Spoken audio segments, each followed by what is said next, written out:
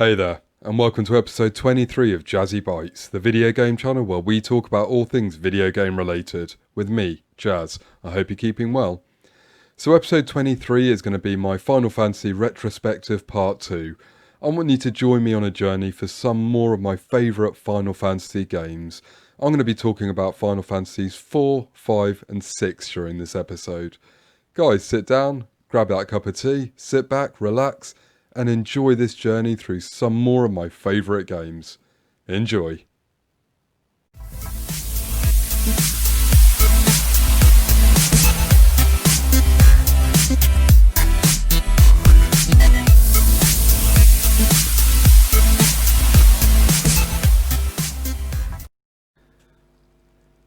Final Fantasy IV was published by Square and originally released for the Super Nintendo in 1991. The game follows the adventures of Cecil, a Dark Knight, as he tries to stop the villain Golbez from taking charge of the Land Crystals and bringing about the end of the world. There are 12 playable characters in total. As mentioned, Cecil is the main character and captain of the Red Wings, an elite air force that protects the Kingdom of Baron. He is joined by a childhood friend, Kane Highwind.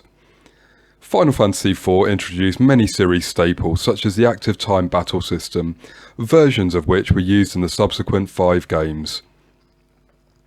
The game takes place on the Blue Planet, which consists of an overworld inhabited by humans, an underworld inhabited by dwarves, and an artificial moon inhabited by the Lunarians.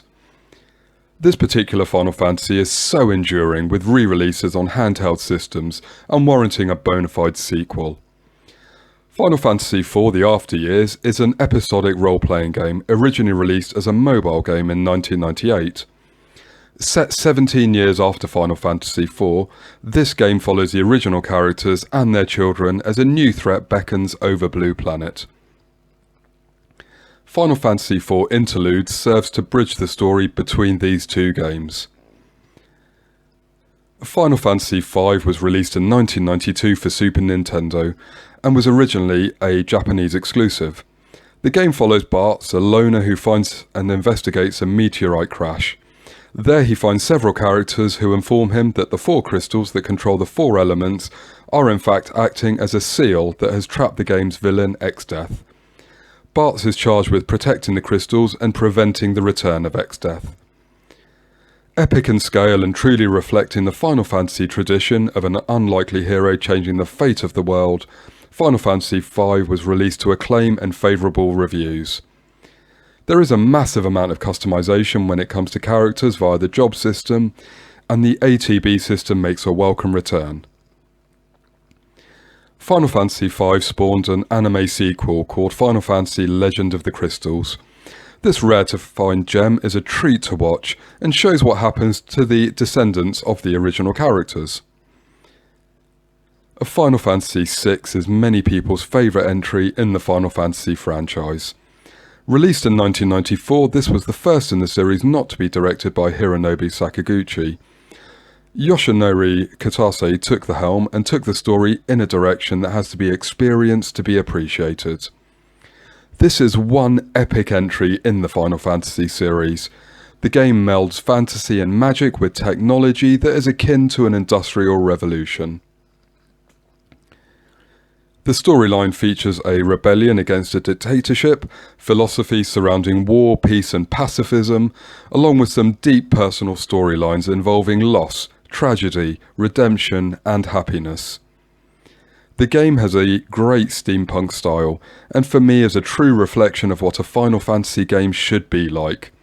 There are Moogles, there are Chocobos, a storyline that would move you to tears, and an ending that I will not spoil now. A part of the storyline that I will mention, however, is a prominent and essential part of the game, Espers. Espers are the new name for what is essentially summons in this game. Espers were the result of humans coming into contact with magic and the warring triad during their war for independence. I'm not going to list off all of the Espers now, there are far too many. I also can't talk about Final Fantasy VI without mentioning the main villain Kefka. He is one of the greatest video game villains of all time, a narcissistic and deeply, deeply evil villain, this Final Fantasy antagonist is a force to be reckoned with. I think that just about wraps it up for Final Fantasy VI, simply one stunning Final Fantasy game. Well, I hope you enjoyed my Final Fantasy Retrospective Part 2 featuring Final Fantasy 4, 5 and 6. Any one of these games can easily capture and enthrall you for hundreds of hours, but if you've never played a Final Fantasy game before, I would personally recommend picking up Final Fantasy VI. It incorporates all of the classic Final Fantasy elements, it's got a great art style, amazing characters, deep storytelling and a rich narrative. Guys, take care of each other. I love your support. Hit like and subscribe, it's always appreciated. Take care of each other, and peace out.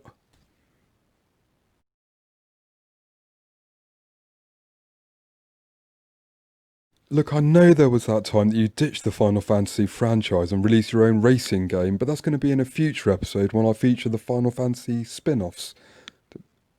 Spoilers?